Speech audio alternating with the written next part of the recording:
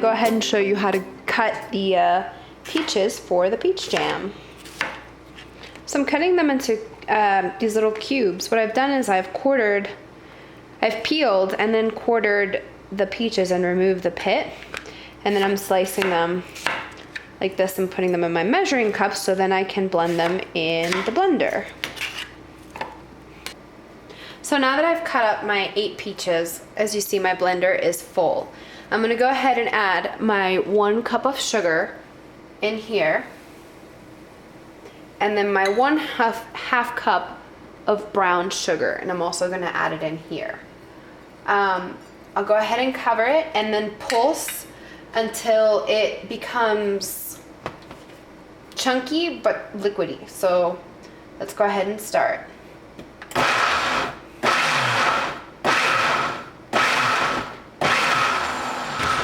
Okay, and I'll stop because now it's nice and chunky. So I'm gonna go ahead and move this mixture into my pan to cook, to make the jam. So now I'm gonna go ahead and add my mixture into the pot to go ahead and cook it to make the jam. So with a spatula, go ahead and scrape down the sides so you get all that yummy mixture into your pot. Okay, set that aside. And turn on your stove to about medium high until it starts to bubble.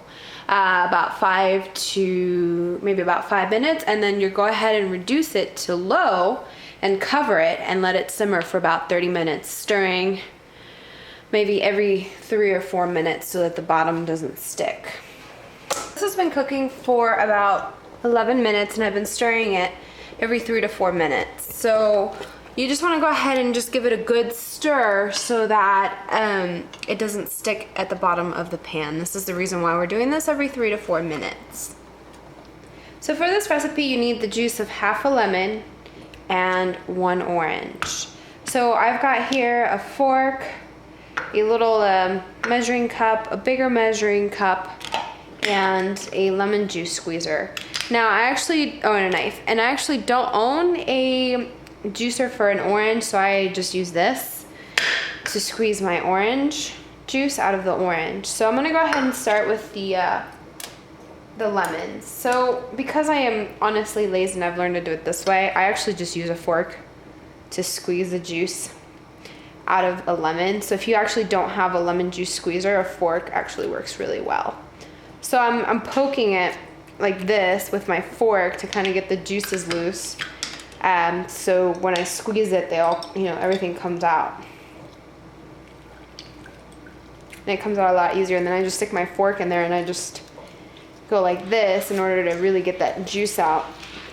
And this is just how I've always juiced a lemon. So if you don't have a juicer, this is a really good technique to use. And seeing it just gets a lot of it, a lot of the juices out there. So I do still have some little pits in here from the lemon.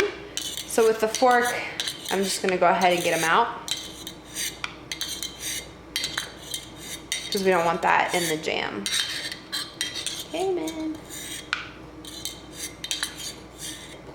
Okay, so those are all my pits, and I'm gonna toss them into the sink. And this is the lemon juice that we'll use for the jam. And so now I'm gonna go ahead and squeeze the juice out of my orange. So if you have a juicer, cutting it in half and then juicing it is fine. Because I don't, I actually have to cut it, I think in quarters. I'm gonna grab my measuring cup. I'm just gonna fold these little cubes into here and just squeeze the juice out. And then I just fold them in half sometimes, just to kind of get that extra juice out. And I'm gonna do this for my whole orange, and that's the juice that we will use for the jam.